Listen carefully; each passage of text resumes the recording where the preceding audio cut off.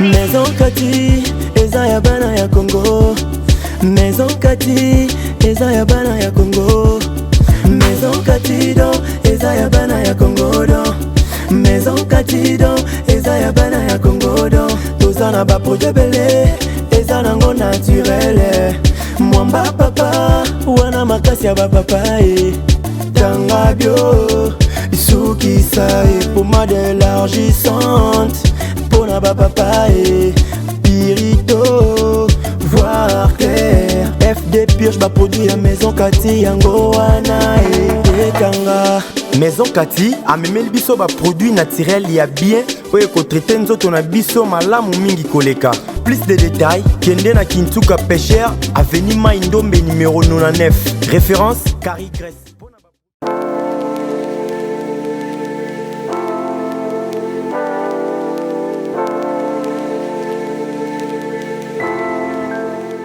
Donc nous sommes en direct. Messieurs et dames, acceptez. Pour la première partie, je vais recevoir cette jeune dame. La jeune dame étudiante en première année, dans le système LMD, dans IFASIC, Azali Kotanga, na Bengie Awa. Merci Nabato Baïda Kibiso pour que tous soient contact naï.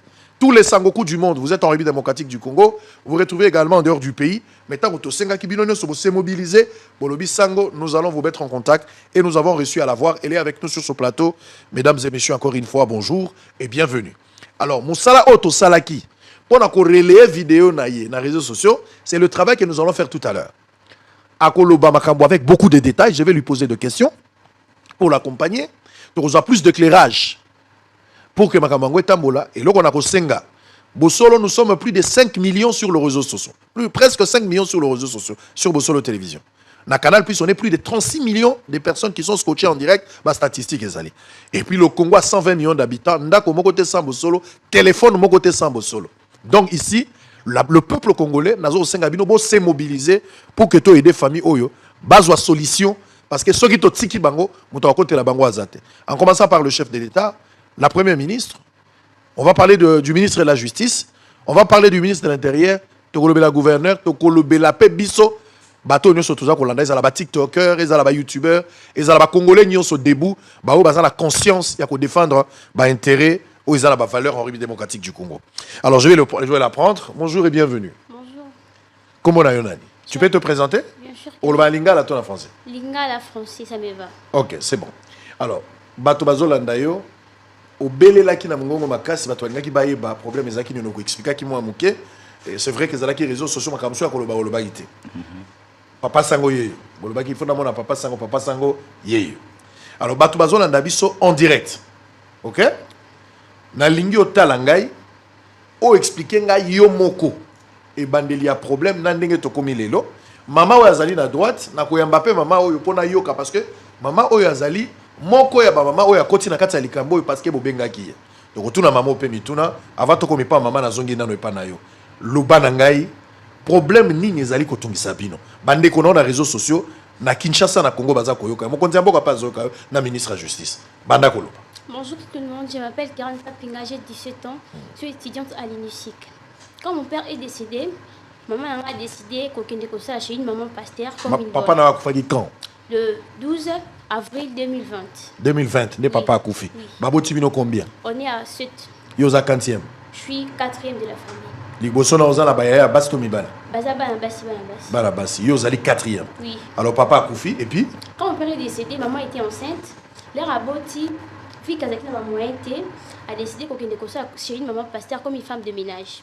A bandi que ça parce qu'ils a qu'un bon moment là on est que soutenir pour étudier mes petites sœurs. J'ai mes petites sœurs qui étudient. Voilà. Mes petites sœurs et moi, na bon wana on est ko futaye.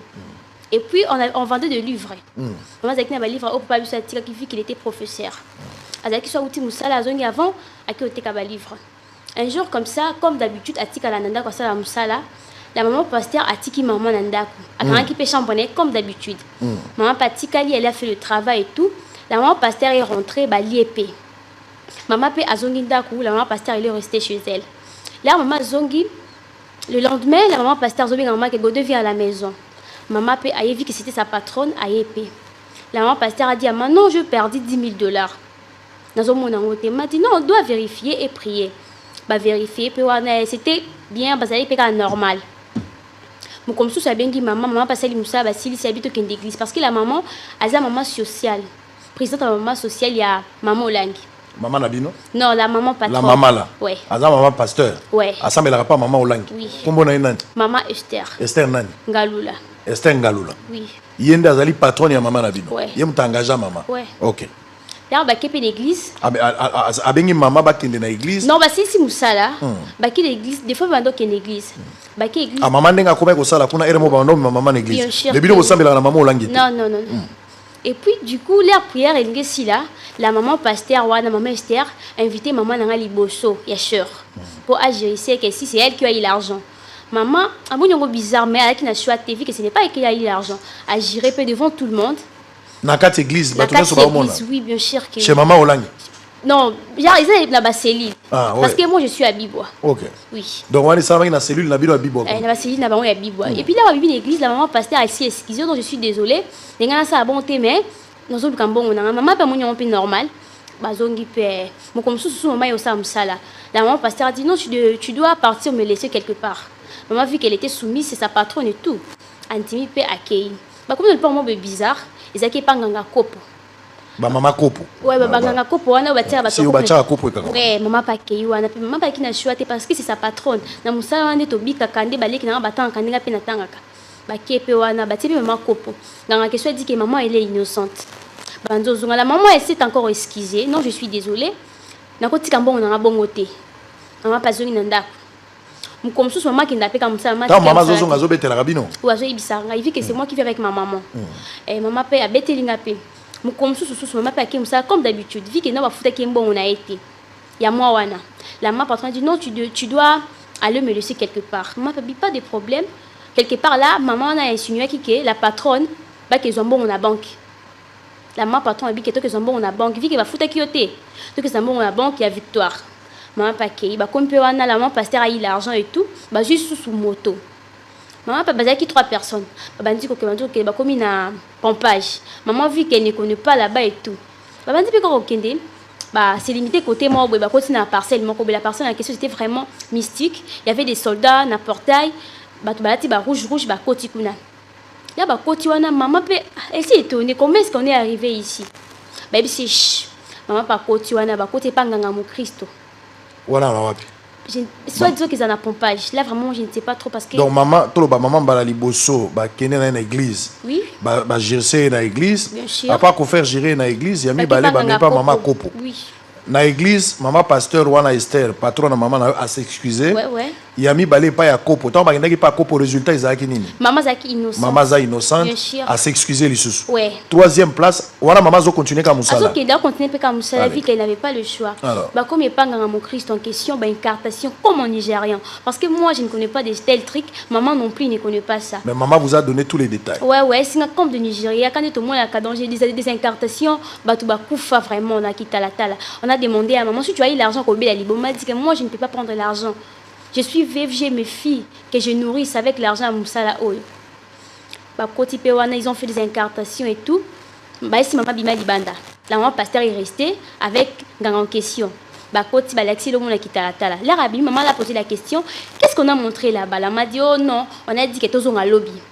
Là, bah, comme il y a tout, maman s'est fâchée. Comment est-ce que tu m'as dit on va se limiter à victoire au Mimingati Awa? Tandis que bah, n'a pas bien le côté. Oh non, je suis désolée. Elle s'est excusée encore. Pour la troisième fois. Oui. Elle s'est dit vraiment pardon. Là, maman, comme elle a pris la décision. Non, je devrais laisser ce travail. Parce que je suis veuve, j'ai mes filles. Oh, ceux qui ont un coup film dans ce moment, parce que la famille de mon père avec bah, basi, bazaka inutile dans la société. Basundo la biso, j'ai que ma mère et tout. Maman a dit que musala a zongeli ba livre. Oh, papa a biso a tikaki. Abandi côté comme sousou. Maman vandi ka bela, maman pasteur akoya ko bele moyibi devant batu nyonso. Obela ke moyibi azo finga ka même na nzela ata so maman ke wenze akotondi sele batu. Voilà maman zo sa sukuna de. Oui, maman aussi ne disait rien. Elle était. Vous vivez presque dans le même coin. Bien sûr que oui. La maman, elle est vraiment soumise et tout. Bah, tout le monde m'a posé la question. Pourquoi la maman, à Zosalo, tandis que tu travaillais chez elle, m'a dit non. C'est parce qu'il y a des gens qui sont banganga. Quand vous voyez que les gens sont trop songi, bah, mais il y a que Goda et que mec banganga. La maman en personne, elle est venue parce que comme toi, tu as dit aux gens qui n'aiment pas banganga, je vais te faire souffrir. Donc comme ça, tina souka. Nyonso bandi nde wana. Bandi wana. comme sous maman vandi qui n'a pas livre naé parce que maman d'ailleurs soit moni maman wana a déplacer kané pour maman déjà aza mtu mba so na kata diskita kate elle respecte trop des aînés a déplacer ka comme sous batinda ke batu batikelier convocation na ba livre maman azupe wana toke ko répondre na maman là to komi kuna la police ouais na parquet qui colle chez l'inspecteur José ba komi kuna pe wana ba sambi inspecteur akata ki makamba bi ke maman za innocente akati pe makambi ba so ko déranger binoté et s'il peut maman pas zongi ndako moi j'ai commencé les études là na bandi wana po e bandaki na ba octobre ti zaki na mars zaki si bis parce que le 9 mars moi j'étais allée à la faculté j'ai laissé maman et les plus tard à la maison. Je me sentais pas vraiment en forme. Je me dis non, je devrais rentrer. Là, na zongi, j'ai trouvé le petit RC. J'ai leur demandé qu'est-ce qui s'est passé. Oh non, batubayaki bazu maman bakenaï. Du coup, maman tika ki téléphone nanda. Téléphone est sonné. Votre maman est ici à Kinkole. Na j'ai peine à lundi. Puis j'ai trouvé maman en cachot. J'ai commencé à pleurer parce que je n'ai pas pu supporter la voir là-bas. J'ai commencé à pleurer. Quand j'ai commencé à pleurer comme ça, on n'avait pas les choix, on n'avait personne pour nous aider et tout. Mais quand même, maman de ça, ouais, fort yako samba. On a même voulu demander la liberté provisoire. Bah, c'est $6 000. Maman, c'est une donc nani akangi maman nana zo $6 000. Bah magistrat. Au début comment magistrat? Elle s'appelle bon je ne sais pas. Azai moi aussi. Oui. Pour côté maman la funda kibiso c'était chez la magistrate. Après avoir OK na parquet chez l'inspecteur José, avec au fond c'est pas magistrate. Maman soit linga samba bazo katae, soit linga samba bazo katae. Dit qu'on a même voulu demander la liberté provisoire pour maman ayaka azonga parce que notre cadette a mis ça trop na maman, elle périt chaque jour et tout. Bah boy. Ils ont demandé $6 000. Nous, on n'a rien. Maman, elle n'avait pas le choix. Elle est restée toute seule et tout. Moi, je suis rentrée à la maison dans 4 classes. Là, dans 4 classes, je suis souté. J'étais avec mes petites sœurs, on mangeait. Si les voisins, sungi, biso et tout. Moi, comme c'était un certain samedi, j'étais à la maison parce que maman a dit que j'ai préparé pour elle et tout. Du coup, le téléphone à maman est sonné. Quand j'ai raccroché comme ça, décroché, allais-je dire, maman a bino aké prison. J'ai commencé à pleurer. Comment ça? À quelle prison? Quand je suis allée là-bas, avec ma venue à la prison, il y a Selembao. Nous, moi là, je n'ai plus de transport pour aller à la faculté. Je ne pars plus à la faculté. Je n'ai même des fois Kekuna. Non, Ketalaïti. C'est pour cela que je n'avais pas le choix. C'est la maman qui est la seule qui me reste. Et mes petites sœurs, notre cadette, chaque jour elle pleure. Chaque jour elle pleure. Donc, c'est pour cela que je me suis contactée avec la tante. La tante Sarah, c'est la sœur à la maman Anouchka. Je fais la vidéo, j'ai envoyé chez maman Anouchka. Ça. On a besoin de aller en direct. Je pense que vous avez ministre de la Justice, ministre de la Justice à Kota Likambo, vous avez ministre de la Justice, procureur général de la République, vous avez en direct. Parce que Tokoloba, Maloba Kolobe Zali, nous prenons ce combat à bras le corps Tokoloba, Maloba Kolobe Zali. Alors maman, yo Zali nani? Comment on a ni peu aux anani? Comme on a Yvette Anouchka Ngoudia. Voilà. Yo na mono boybandini. Ok. Ngai na mona to yebani. Et j'ai une grande sœur dans la quartier là-bas. Ouais, avant na bibo côté là. Avant na bibo, et bien TikTokers. Voilà. Après la réalité zo les Canaba, on va vivre dans quartier, ba ebini ngezo kende ata ko maman ba na ke prison. Moi na le quoi zo ça la journalisme. Azoki moi les kanisa ça la vidéo. OK. Na ça aussi la vidéo na ye amitoni akokomisa ngona mokili ndenge nini. Ndebongo grande sœur nanga a checker contact nanga et elle a checker contact nanga na zaki na Kinshasa te. OK. Na zaki na déplacement. Mais tant on a moni vidéo wana, je n'ai pas pu supporter. Je me suis dit kaka ndenge lobi wana combat au photo bunda ensemble na mwana. En tout cas na le lenge grande sœur expliquer la kinga ba réalité zo lekela ba nango pa lia. Ce qui est église est petite, il faut quartier et même quartier wanande. Ils appellent même quartier à maman wana oh yazana mo puissance likolo nango ya bango batama mo lengi pour quartier baza vraiment moi j'ai vérifié tout. Ils a quartier batama mo langi la maman vraiment maman ça bien assise. Ah ya bango peneza nde maman langi ya soma terrain munene mo padi wana et ça que bandimi na ye ba somba soma mapango tout. Même babayer na bango baza ba maman langi. Donc baza milieu na bana bana baza pena na insécurité totale. Il y a pour ça qui là sur la foot là. Oui, bazo footera monde pour na bango muke. Je me suis dit faut na koma. Na déplacer qui ne sika zazaki, na voyager na uniquement pour na dossier na bango. Et tant on a koma ki na potaki message à ça qui zaki makasi mena loba ki sengela na chamalo. Tant on a chamaloba en tout cas vidéo ya ngai na takaki bino. Na loki bato na ko sana sai mention na bato na moni bakoki ko cha biso maboko po likambo ya bano eza likambo ezopesa pasi makasi ndenge na yebani na bango Ndenge oyebani na bango. oui papa Alors depuis yoye à part koloba ndenge olobaki oui démarche nini bosali depuis yoye. en tout cas merci Qu'est-ce qui est beaucoup. arrivé? En tout cas merci beaucoup vidéo onga na sala kinaye la première des choses vidéo ane sungi nde sali ke presque mbato nyonso bakoma mobiliser sima na yango tozwi bapele mwa mingi mais na bapele tozwi mwa mingi wana jusque là tozwi lisungi kaka ya moto moko oyo alobaki batanga mpe ye te ye na tour na ye aye kotindelanga maître avocat moko oyo akomaki lobi epai ya mama na bango na makala bamonani na mama e basololi ye nda ye koinforme nga au moment bana ti lelo bayebi ke mama na bango asamba te bakanga ye sans kokata verdict ça ke nini likambo na bango ezala ya kokata ye nde aye koinforme nga na avocat na esinga non j'étais à makala maman na bango basi bakondana ye Bakondana déjà maman. en tout cas bakondana ye bapesi 3 ans de prison. Ah bon? Oui nazali surpris je pleurais nabe komati na niveau bana bayebi te moto ayebi aza te ayebisi nga baavocat oyo bazali kosunga mama na bango kuna vi makoki ezalaki te bakimaki basundolaki mama dossier tikalaki bongo nde baye kokatela mama bakumbi ye mpe kaka bongo bikumbela elle a fait 3 semaines na parquet ya Kinkole Et puis batindi na makala. nde baye kotinde na makala Bakondana ye déjà moto ayebi. bayebisi nga bakondana ye 3 ans lobi nde bazo informe nga na 23 heures Et pas avocat. et pas avocat oyo ya moto moko abengaki na téléphone oyo alandeli likambo nazosanga non mama Godé a été condamné j'étais à la prison bakondana ye mpona 3 ans bana na ye bayebi te je pense kaza informé siko mpona ete bango pete. Mesdames et messieurs, la justice congolaise. La justice congolaise. C'est pas moi. C'est le chef de l'État, je répète ici, les paroles de l'autorité suprême, le chef de l'État, commandant suprême. Je me rappelle encore de cette phrase, la justice est malade. Ministre de la Justice, Azolanda Bisso. Bakouze tribunaux, Bazolanda Bisso. Ba parquet, Bazolanda Bisso. Boyoki lisolo ya mwana oyo. Nakozala juge parti te. Mais bato ebele bazali konyo kwama. Po bazangi moto akolobela bango. Bato ebele bazan na ba situation difficile. C'est parce que bazan na problème na ba pomba ya république. Ba pekisi bango na koloba banyokoli bango. Cette fille a eu le courage de dénoncer. Et ici aussi je remercie la sœur à côté.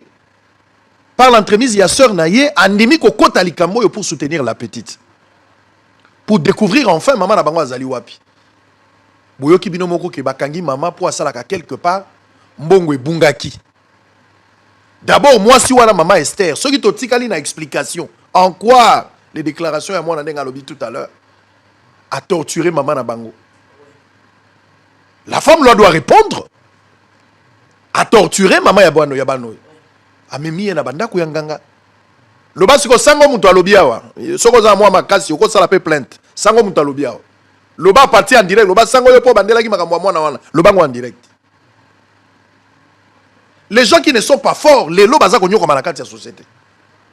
Bano ba pexi bango na maloba. Donc au memi mutu na bandako ya nganga, yo moko s'excuser à plusieurs fois, au memi na ndako akopo, au memi na ndako nganga. Akoki même kobeta lisolo te. Bombo ngo ya ndenge nini. Et puis au-delà de tout, au comité na niveau kotinda yé na parquet, boyokani na magistrat selon moi na ndenga pesi rapport. Et puis na souka bokomi na niveau ya ko condamner. Botindi na prison bo bomba yebana na yeba yebité. Baza na possibilité comme na maman na bangote. Une femme veuve qui est restée sans mari. Atika lika na bana, akomi koteka ba livre pour aller sa kamwana. Bana na yeba ba lesa. Oya moi si yo azotanga 4 classe, ya moi si yo 4 classe. Qu'est-ce qui se passe? Qu'est-ce qui se passe? Est-ce que nous sommes toujours une république? Je me pose la question, nous sommes où? Alors, ce que nous allons faire, pour ne pas trop commenter, nous allons faire 3 choses. Moi, je vais faire 2 choses.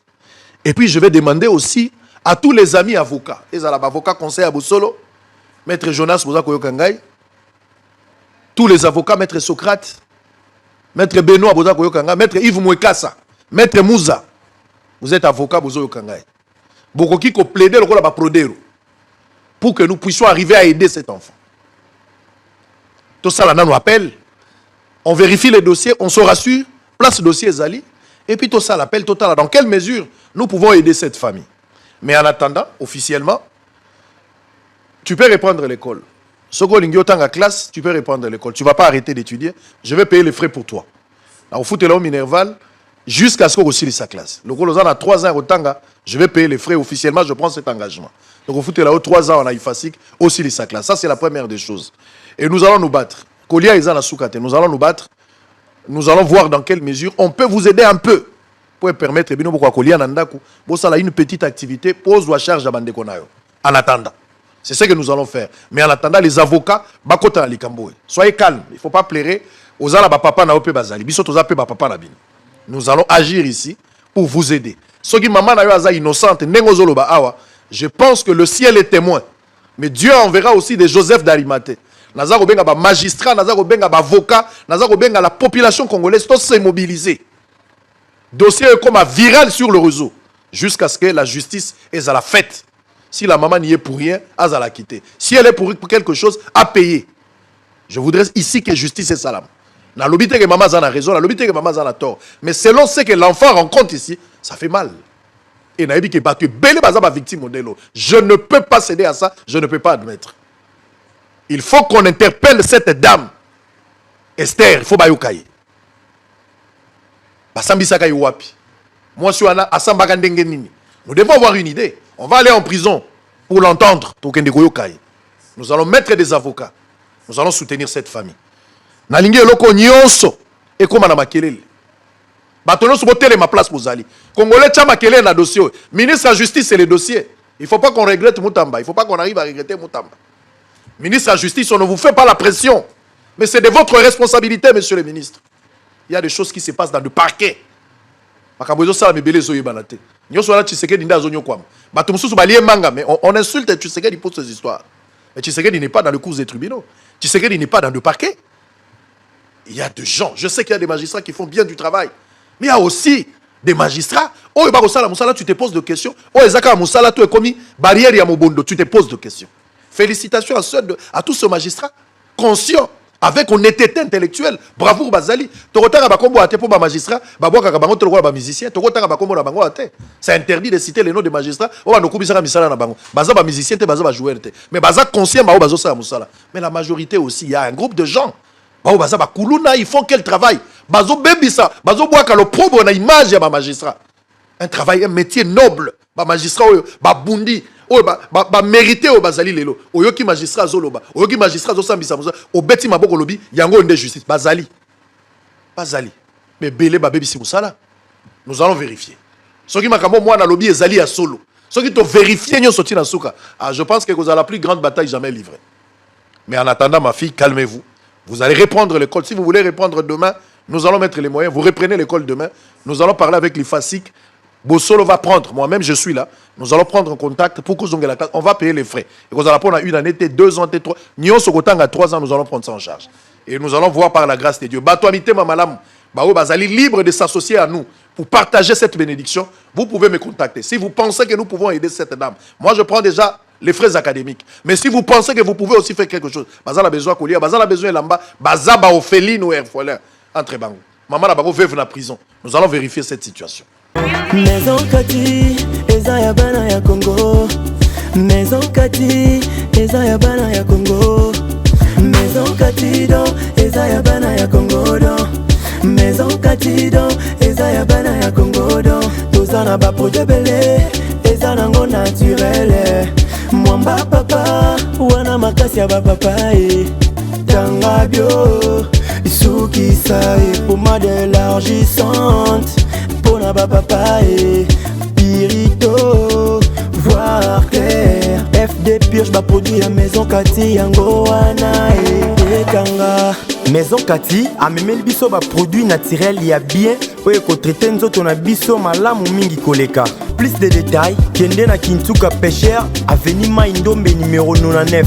Référence Carrie Grèce.